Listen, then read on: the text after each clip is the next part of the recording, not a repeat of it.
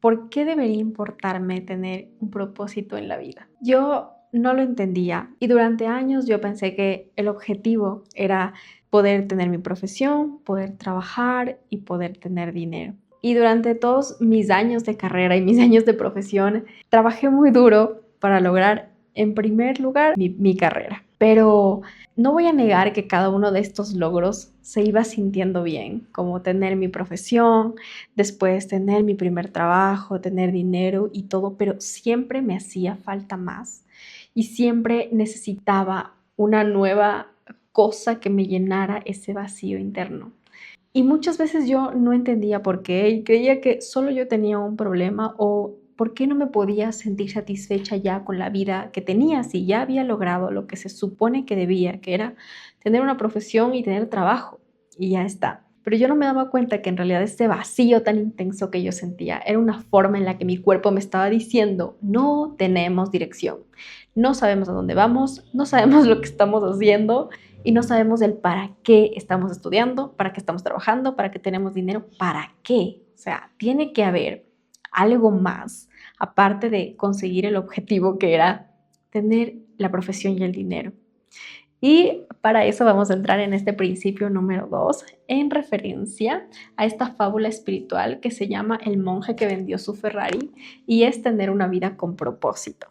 Yo no les voy a resumir el libro, a pesar de que es un libro muy cortito y muy sabio.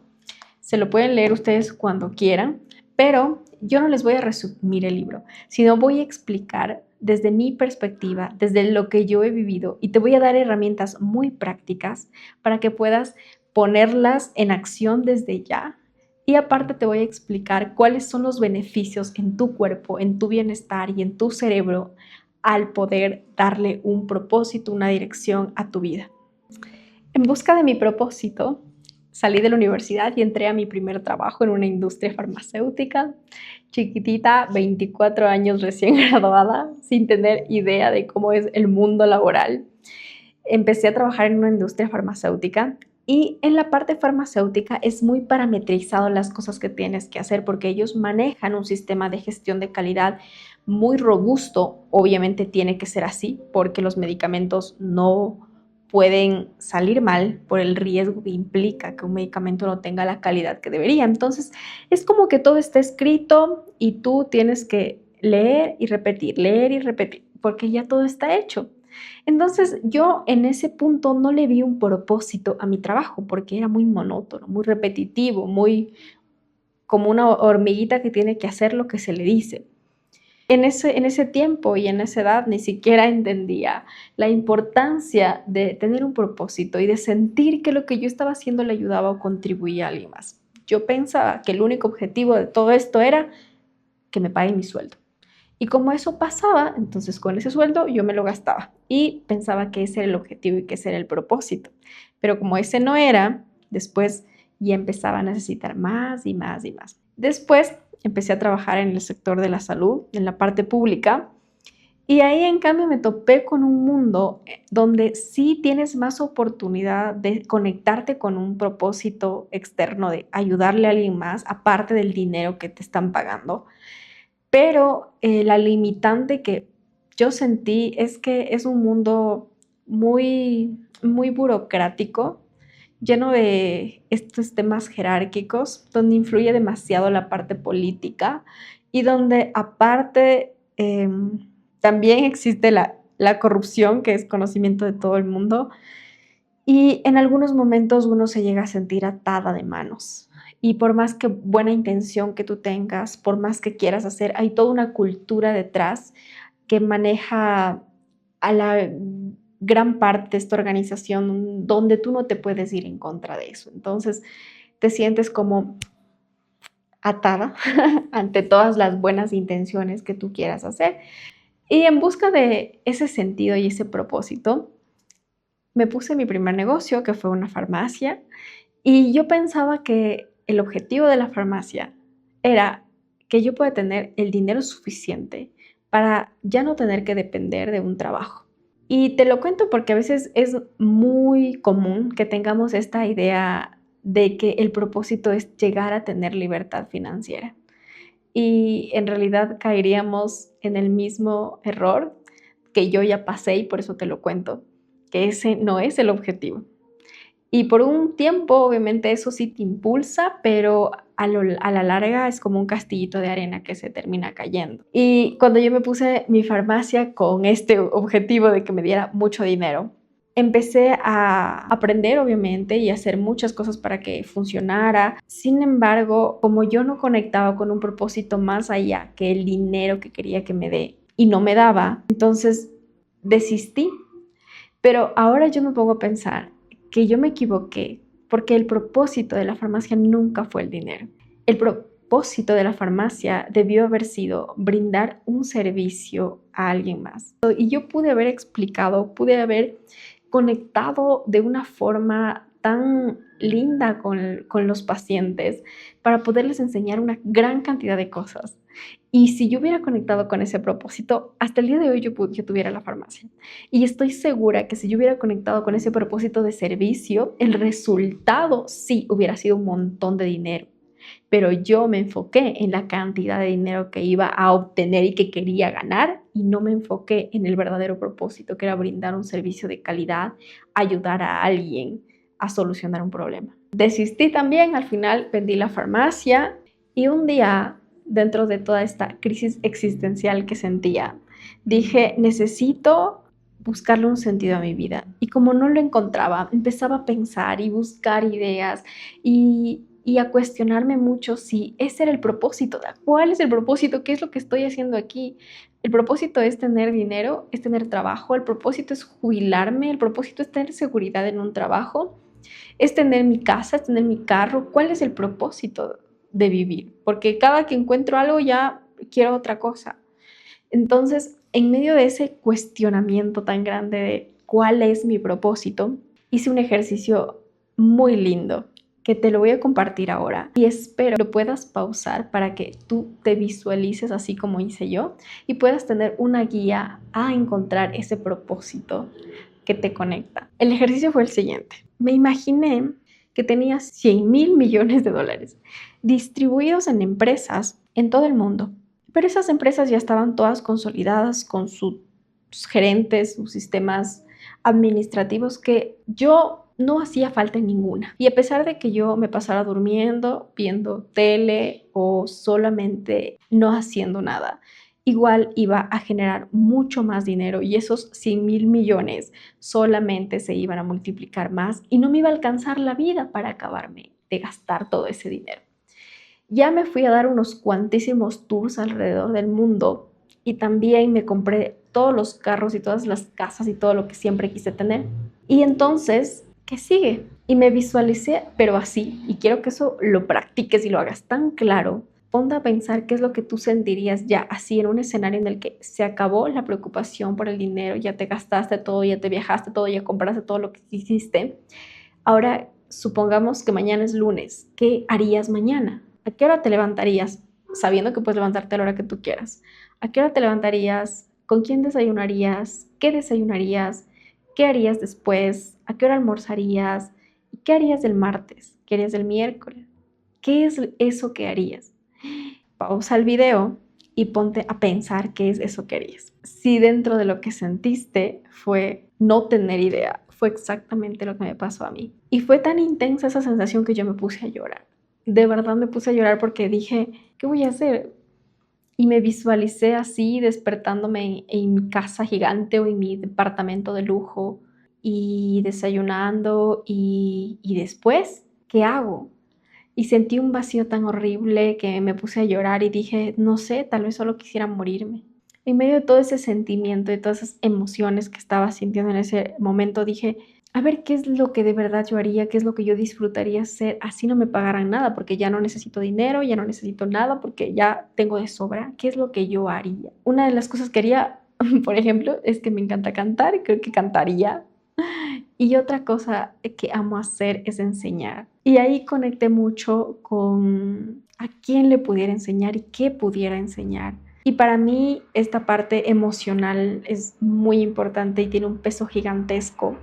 Tal vez por la historia que yo tengo, la historia que tiene mi mamá y porque me hubiera encantado que en algún momento de la etapa de mi mamá, cuando ella era joven, cuando ella era una niña, con una niña en sus brazos, alguien le pudo haber mostrado y enseñado todo un panorama diferente o puesto sobre la mesa un montón de herramientas que pudo ella haber elegido para vivir de forma distinta.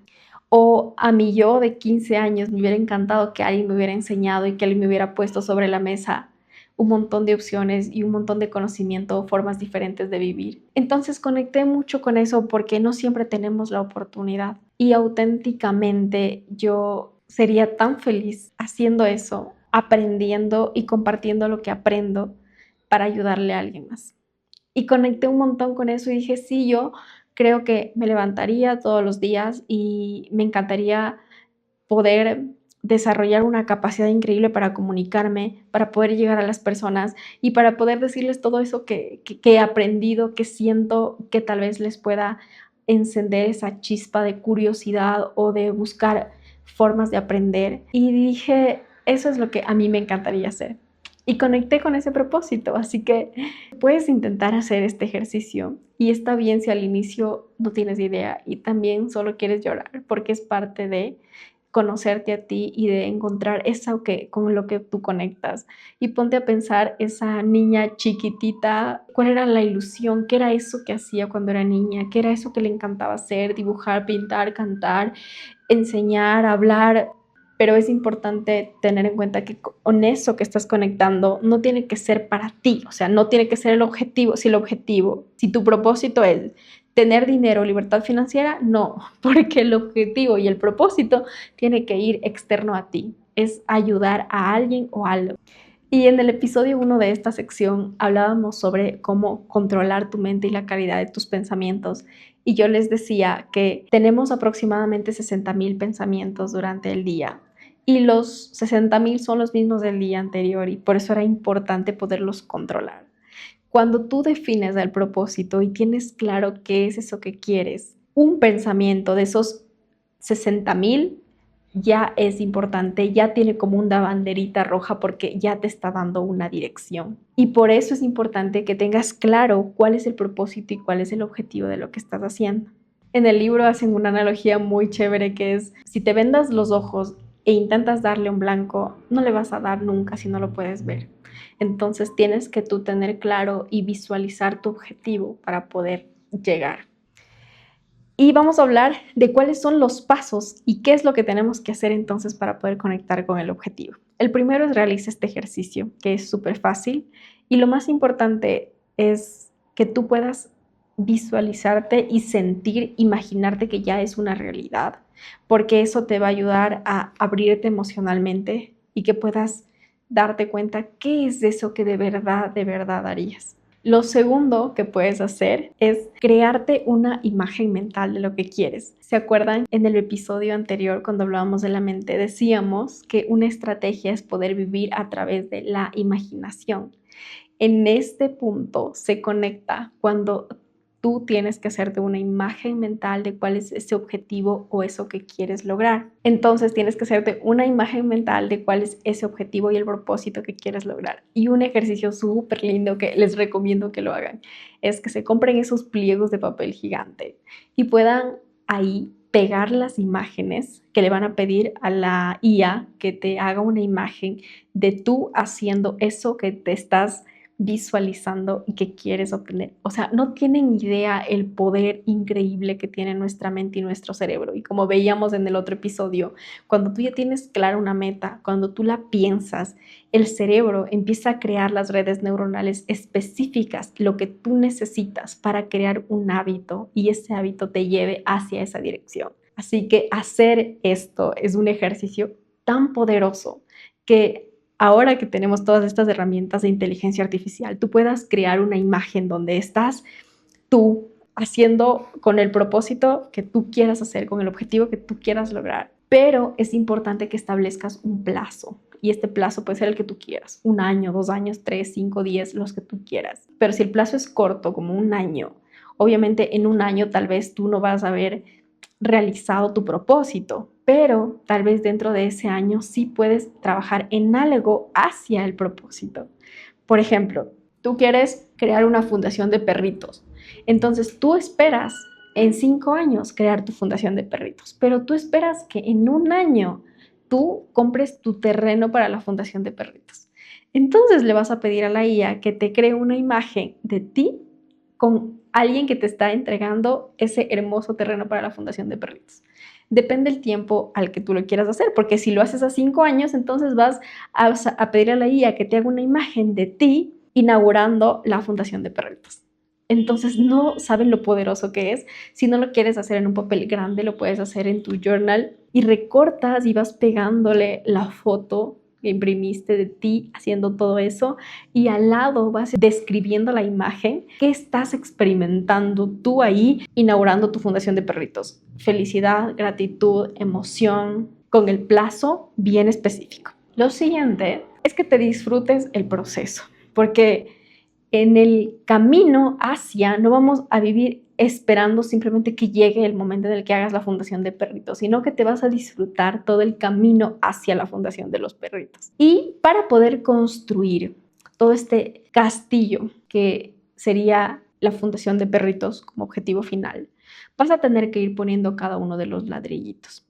Y cada uno de estos ladrillitos se van a componer de los hábitos nuevos que tú vas a implementar en tu vida. Y crear hábitos no es nada fácil. Si no todo el mundo fuera súper exitoso porque todo el mundo lo hiciera porque es tan sencillo, en realidad no.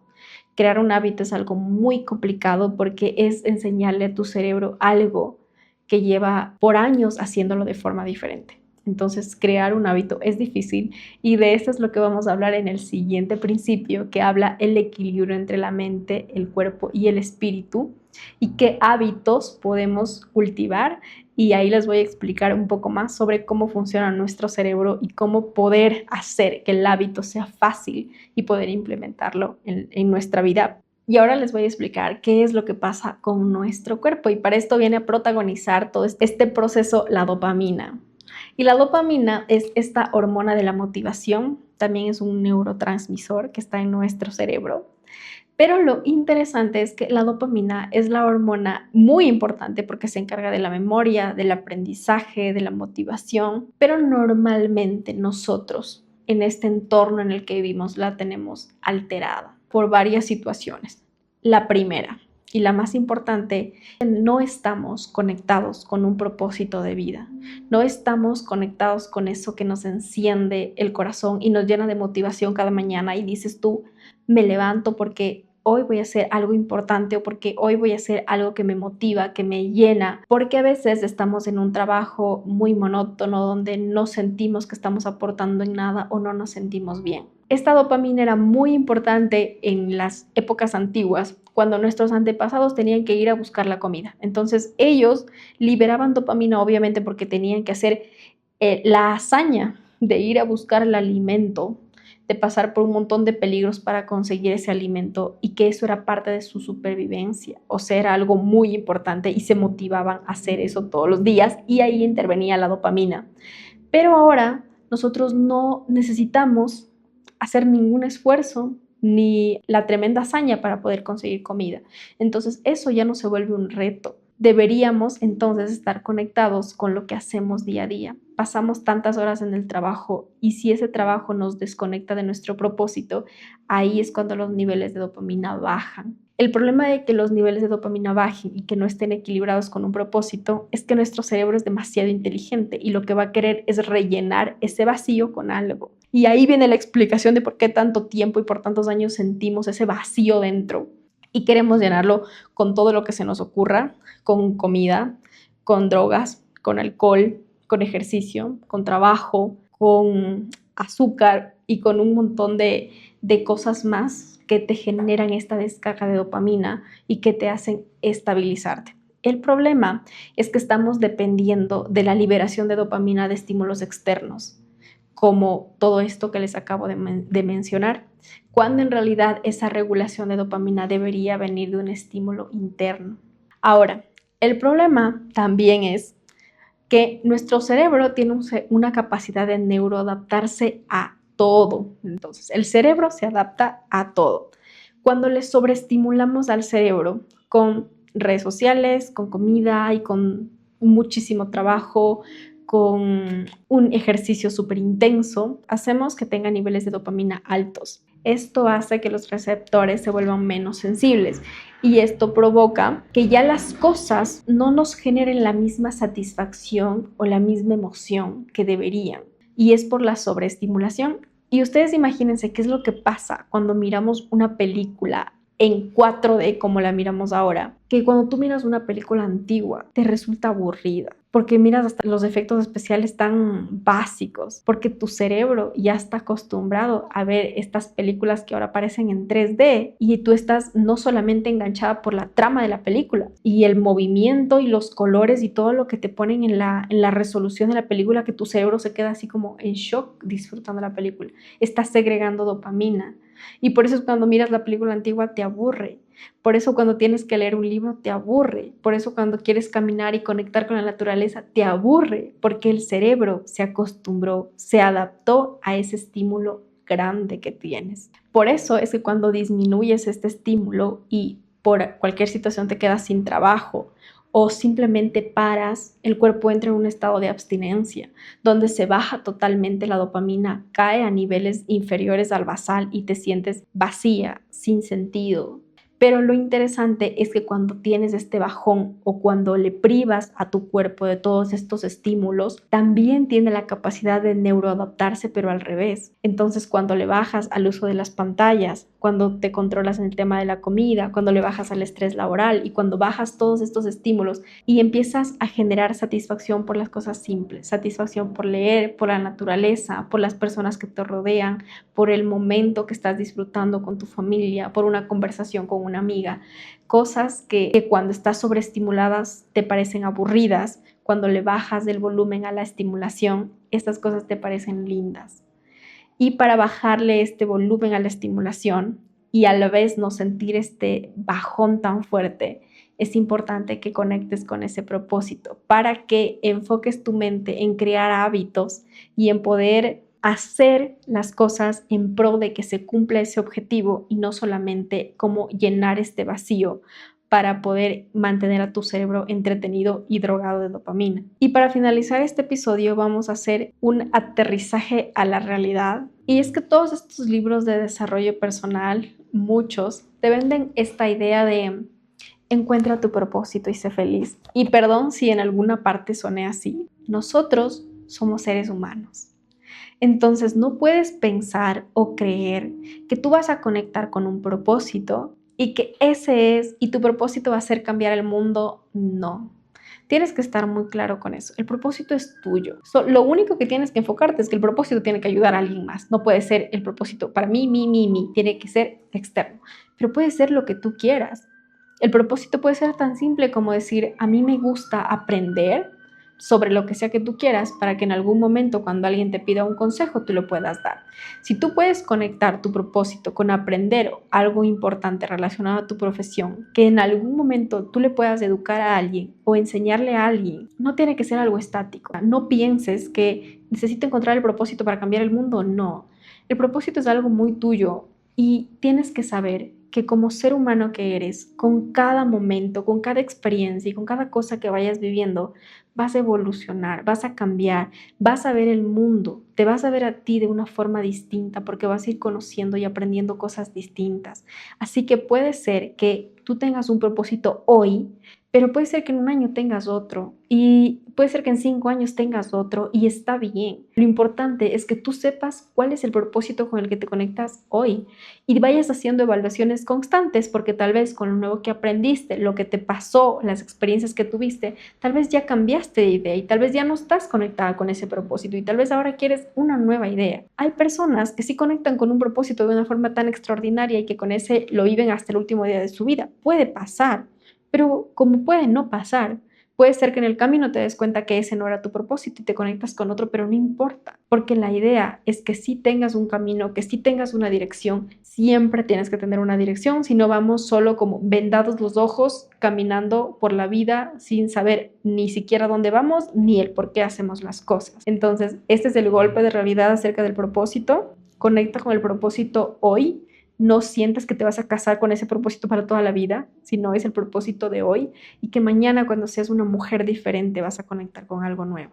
Y eso es todo por el episodio de hoy. En la siguiente semana vamos a ver el nuevo episodio sobre cómo equilibrar la mente, el cuerpo y el espíritu y qué hábitos nos van a ayudar. Nos vemos en otro episodio de Varias Formas de Crecer. Les quiero mucho. Chao.